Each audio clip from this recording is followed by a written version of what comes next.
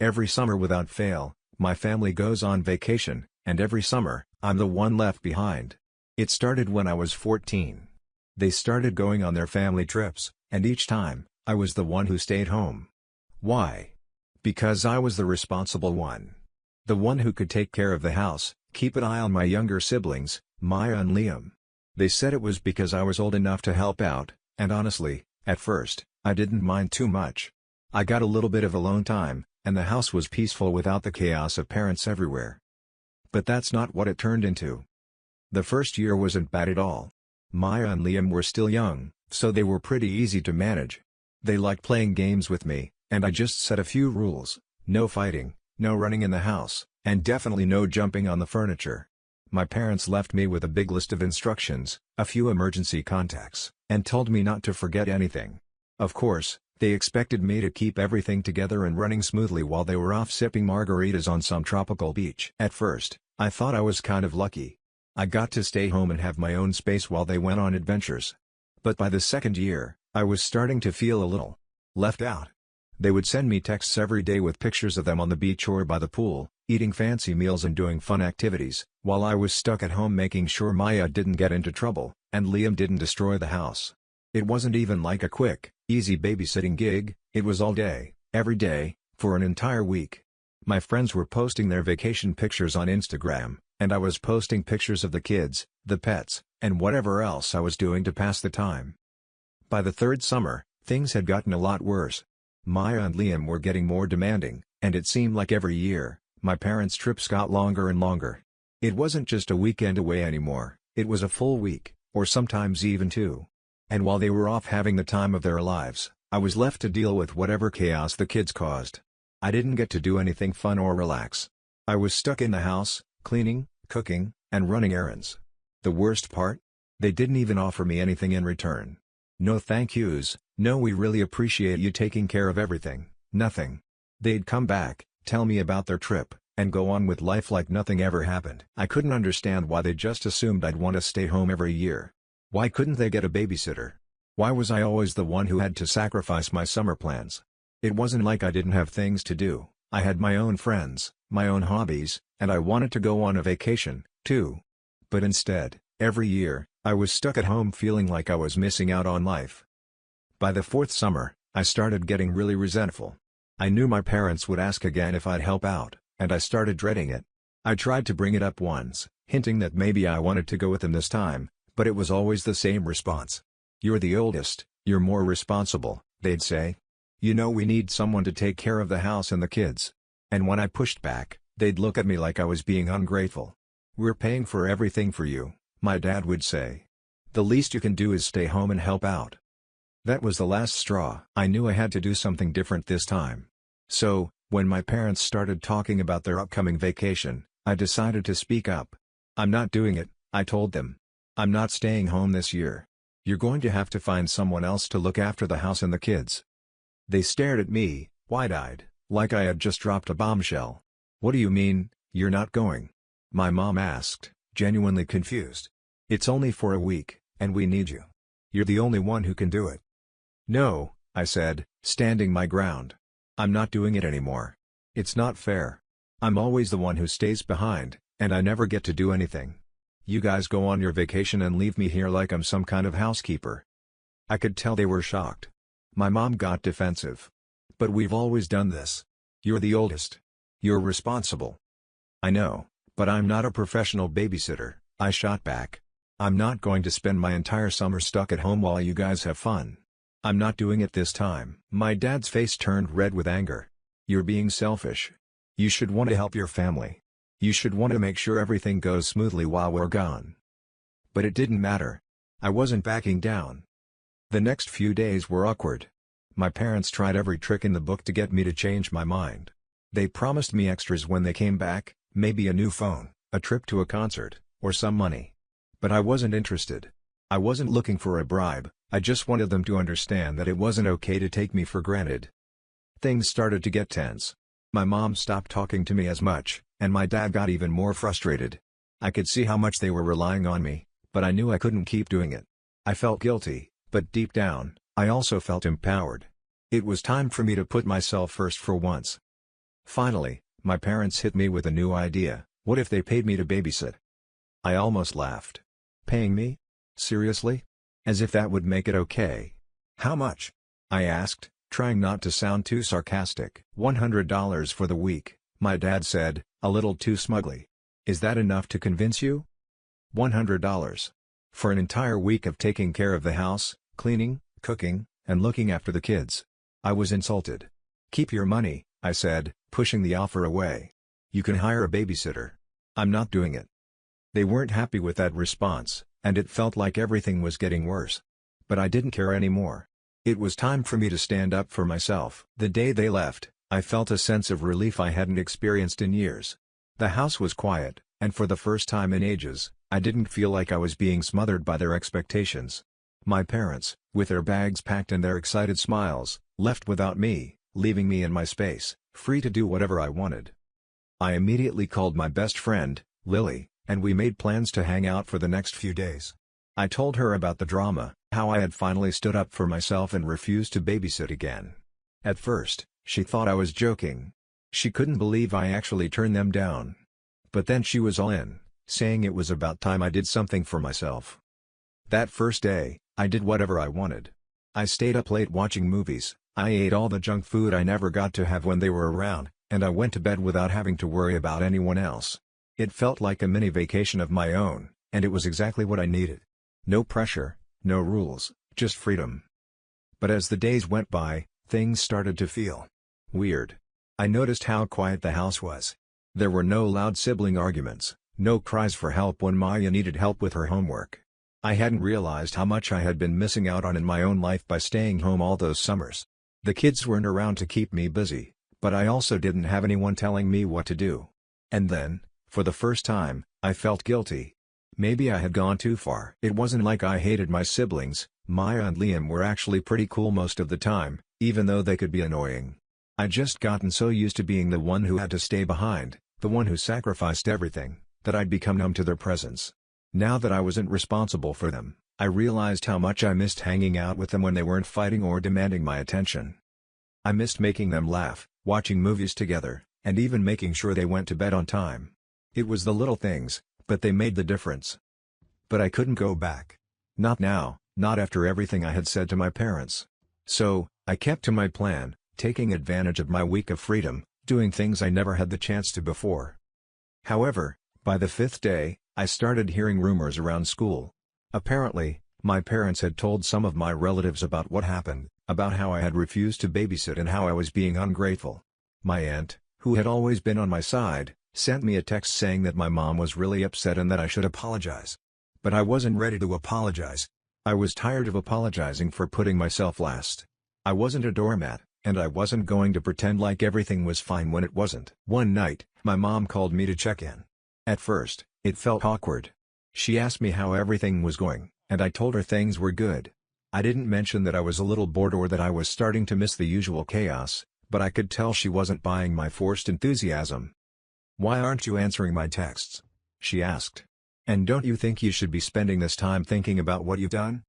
"I don't think I've done anything wrong," I replied, trying to keep my voice steady. "I didn't want to babysit this year.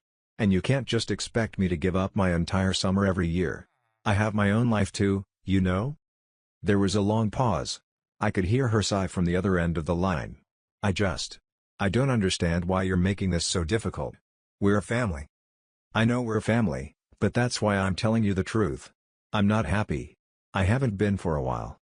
There was another pause, and then she said something that took me by surprise. "I didn't know you felt that way. We just assumed you were okay with it all." I blinked in shock. Well, I wasn't. I'm not okay with it anymore. She didn't respond for a while, and I wasn't sure if she was upset or just trying to figure out what to say next. Finally, she said, "We'll talk more when we get back." That was the end of the conversation, and I felt a mixture of relief and frustration. On one hand, she'd heard me out, but on the other, I knew this wasn't going to be the end of it. She would expect me to go back to babysitting next summer, and I had no idea how to stop that cycle.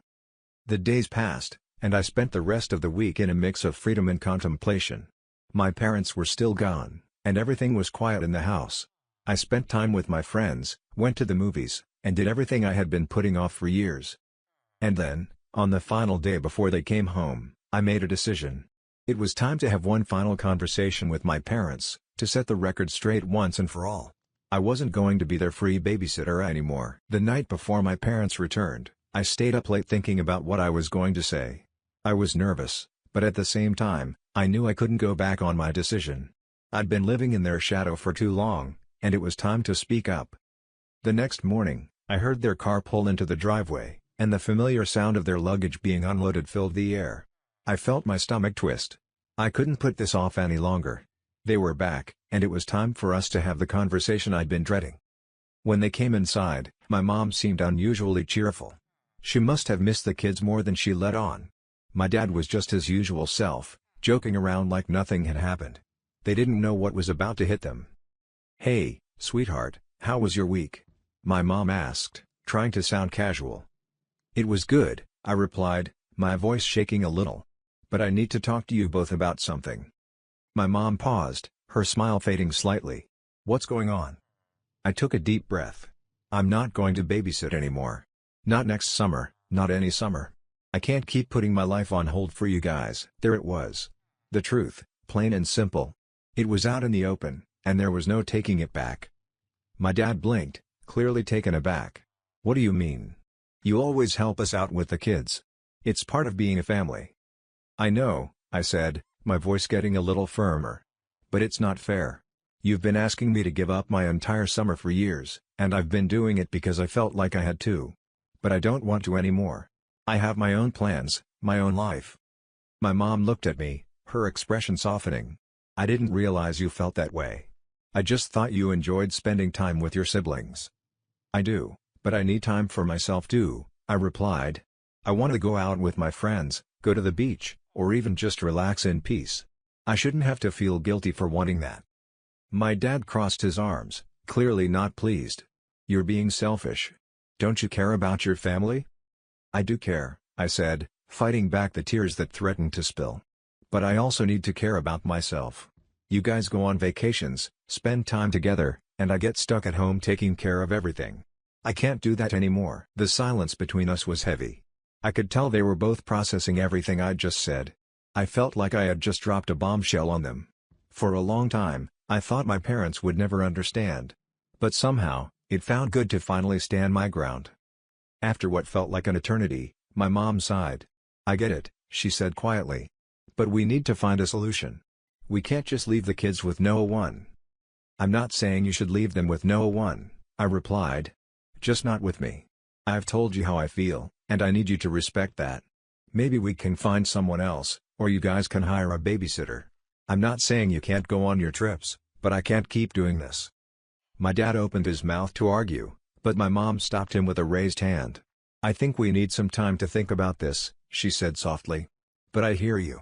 We'll figure something out." That conversation didn't end with all the answers, but at least it was a start. I felt lighter, like a weight had been lifted off my shoulders. For the first time in a long time, I felt like I was finally being heard. Over the next few days, things between us were still a little tense, but they did start respecting my decision. My mom and dad agreed to look into finding someone else to help with the kids during their vacations. They weren't thrilled about it, but they knew they had to compromise if they wanted to keep the peace. As for me, I spent the rest of the summer doing exactly what I wanted. I hung out with my friends, went to the beach, and finally caught up on all the things I had missed out on while babysitting every year. It felt like a victory, not just because I had finally said no, but because I was taking control of my life and my time.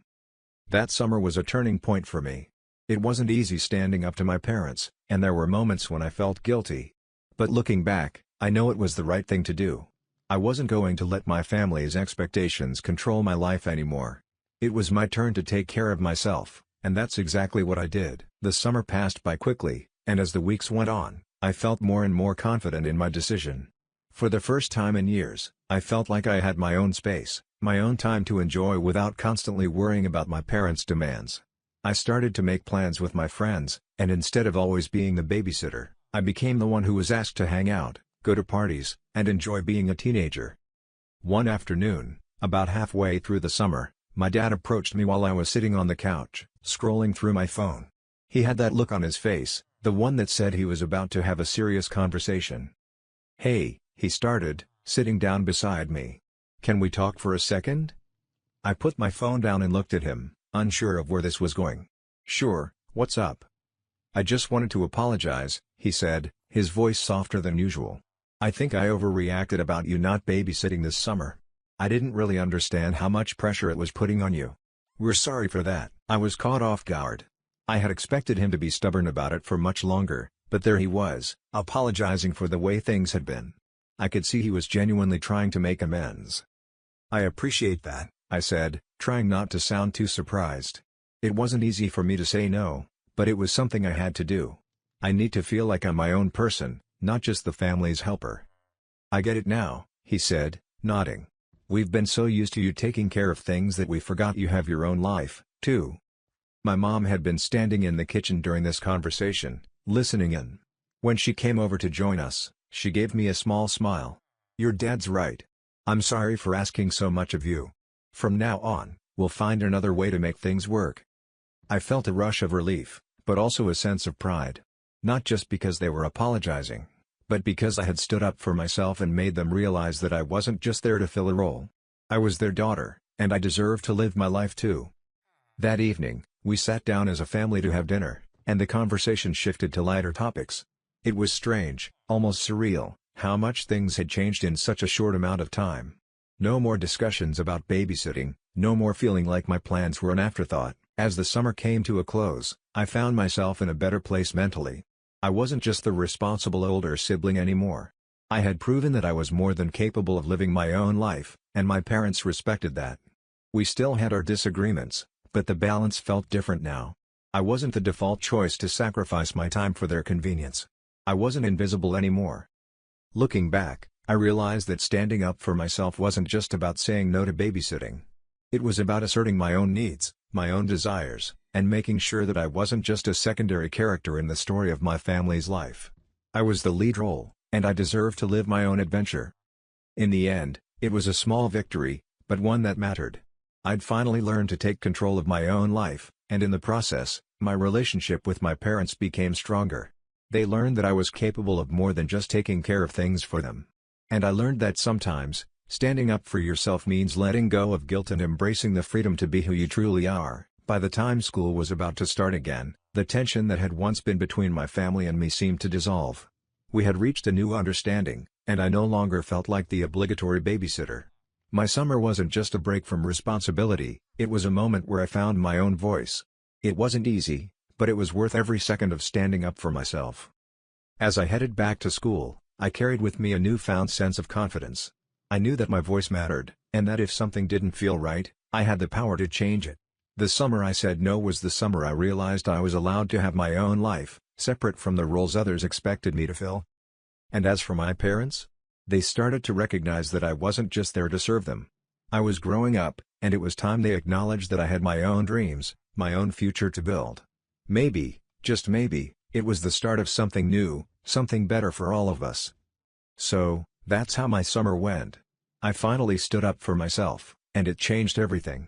If you've enjoyed this story, consider subscribing and liking the video for an update.